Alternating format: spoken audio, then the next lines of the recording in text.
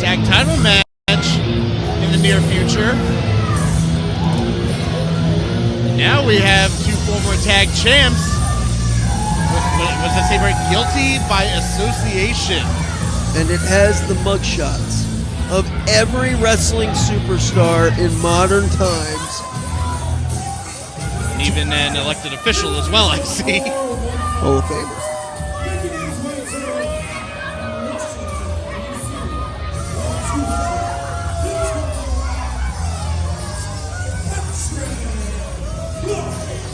I gotta say that is a hell of company to have. Be associated with names like those. The ever-evolving Patrick Clark, the former Velveteen Dream. The Dream. The Enigma. Goes by a lot of names.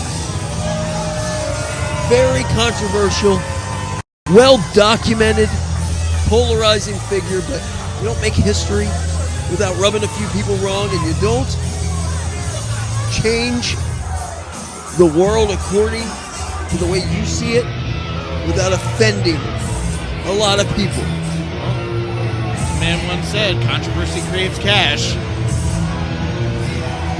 You know, here's my issue. You know, it's Patrick Clark likes to terrorize his enemy, likes to terrorize his opposition. He terrorize. He likes to needle. He skull. It's typical skullduggery. Okay, and there's 3 E's that he likes to utilize: exposure, exploitation, and execution. He has exposed Spencer Slade's weakness, calling him out for being hearing impaired. That wasn't public knowledge, Ricky. That was just called out by Patrick Clark, okay? Now he's going to try to exploit the injury. And he's going to execute his plan. Let me hear you make some noise.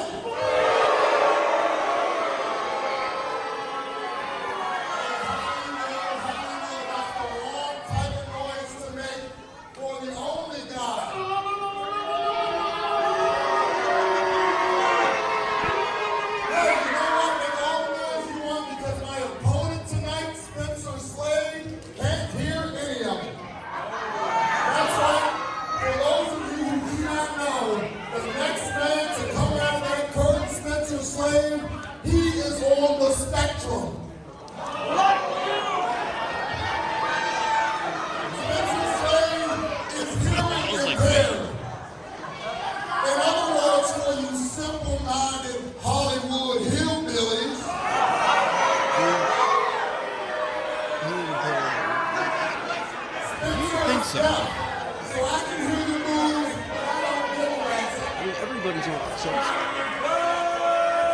I think he just got a little lost in it. And make sure when you play Spencer's music, play it as loud. See that with like the guys? I want him to come out here and get the beat down he deserves. As a matter of fact, if Patrick Clark is guilty of anything tonight, it will be beating Spencer Slade so bad that you will be calling him Helen Keller, because I will leave him deaf, blind, and dumb. What is this? Second grade? How distasteful is Patrick Clark? I don't know, that thread is easier said than done. Believe it. I mean, just look at him. The specimen that is Spencer Slade. Steel City Centurion.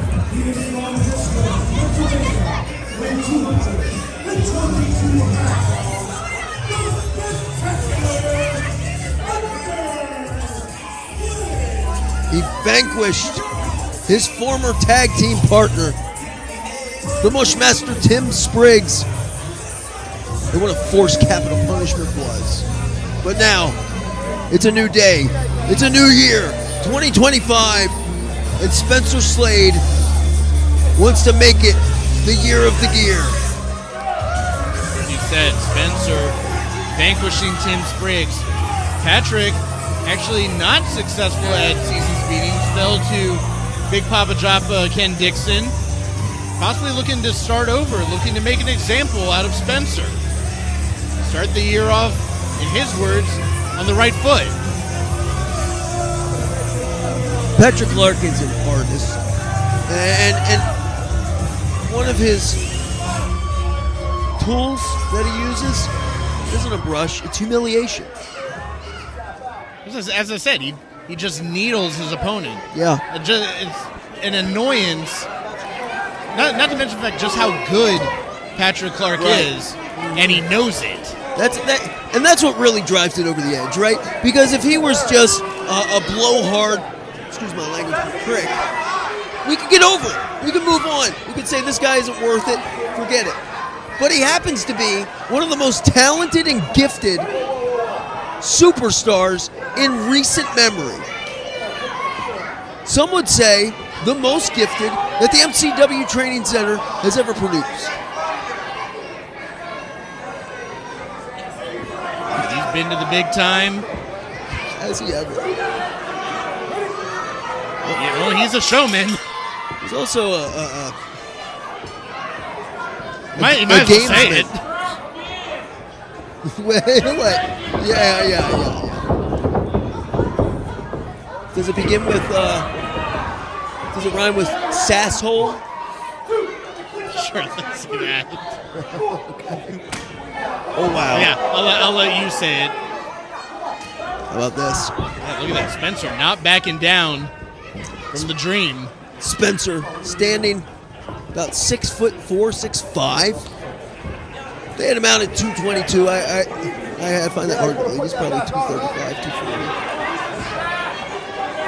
How about this? Spencer saying, I want a fair fight, put on your headgear. Spencer's not saying, you know what? That's impressive. I'm impressed by it because the mind games, the skullduggery that Patrick Clark is trying to implore here, trying to exploit. Yeah, it has not thrown Spencer off of his game. I'll say something and there's a standing switch. Go behind, waist lock, amateur Greco-Roman style. I lost that headgear again.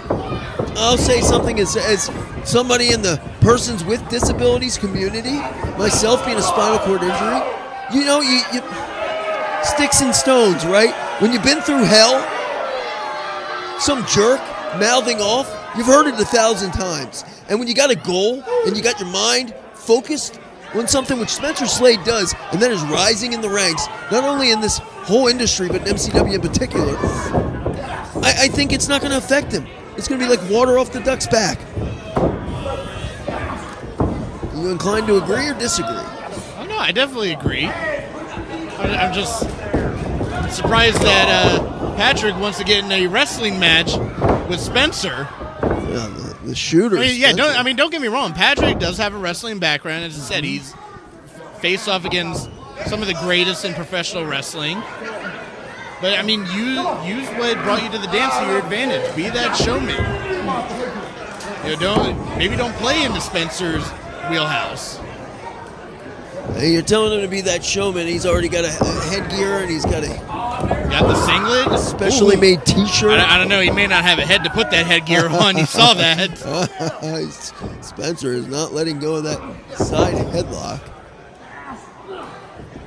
Spencer Slade really played it close to the chest. That disability of his, being hearing impaired.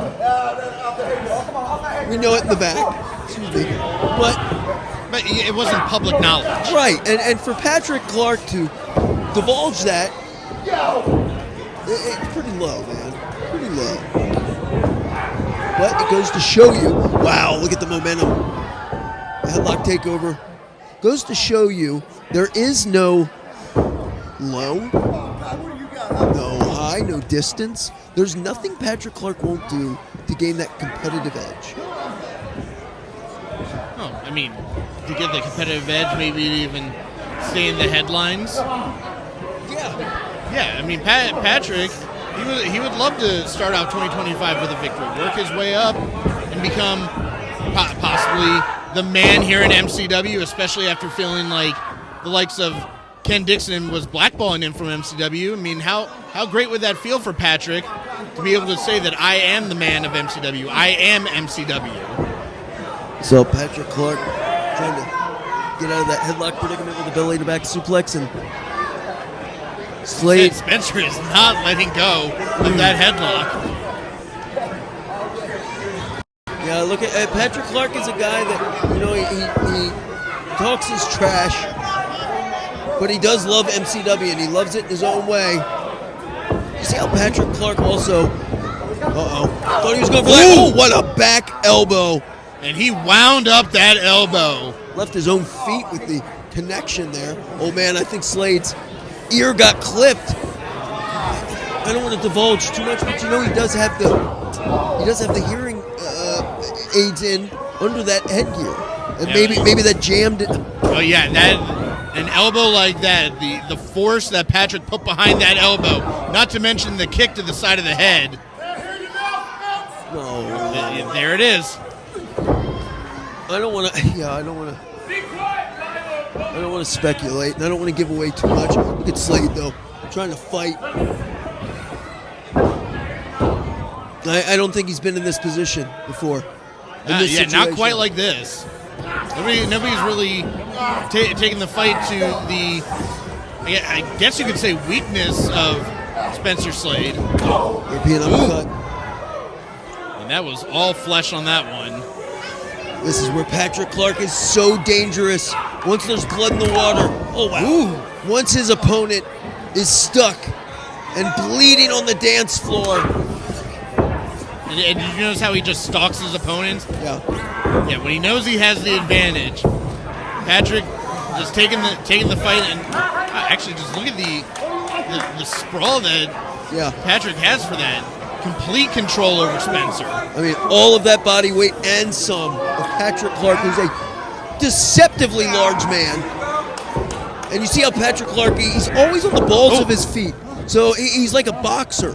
Yeah, well, I saw him just use the trunks of Spencer there to drive him back down. Doesn't surprise me. Any advantage, anything to give him the edge. Like you said, anything to get him that headline. Ooh, kidney shot. And now looking for that belly to back suplex again, but this time scores big. Does Patrick Clark in a double bicep pose for good measure. Clark is in peak physical condition, is he not? Yeah, taking his time as well. But that's the thing. Like you said, he's in peak physical condition. He is so good in that ring to take the low road like he does. Oh, just like that. Just like that. He's trying to gouge the eyes, gouge the ears, maybe fish hook the side of the mouth of Slade. You see the determination, the dogged determination, the defiance in the eyes of Spencer Slade. Yeah, the point I was trying to make is the fact that Patrick is so good, the fact that he takes the low road, it's almost disheartening. Because he could get there. Yeah. He can get there just on the hard work and determination that he has. We've seen it. Yeah. I mean, we don't, listen, never expect the former Velveteen Dream to be a choir boy, you know, but he doesn't have to come out and reveal personal information and try to tear down a man who's defied the odds, a man who has stood tall. And right now, Patrick is just beating down Spencer in that corner. This is very uncomfortable. This chair and what's happening. Slade trying to anything to Patrick. Whoa! Dragon screw. I think Slade tried to roll with it a little bit, but didn't seem to help him in that sense. Maybe going for that Walls of Jericho, that Boston Crab. He's got it, does Patrick Clark. And look at him sit down on it. Looking for Spencer, though, having his arms underneath him, trying to reverse the pressure. And this is an illustration of just how tall, how immense. Hold on! Look what Spencer's doing. You know what he's looking for. Oh, he was grabbing. Oh, come on. Was that north of the equator? That was a Bret Hart-esque headbutt to the abdomen. Patrick Clark, a student of the game. You saw Spencer Slade grabbing the ankle Whoa! Man, I love this guy. The fight he has. He's on his back, swinging haymakers. Ooh! On his knees, and he connected. Yeah, and a tooth may have flown out on that one. Looking like the Sandman from. Oh wow! Pimp slap.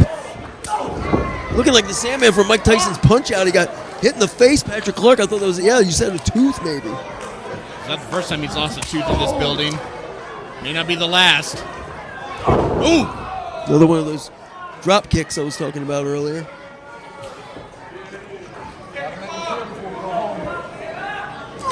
And Spencer Slade's been fighting from the supine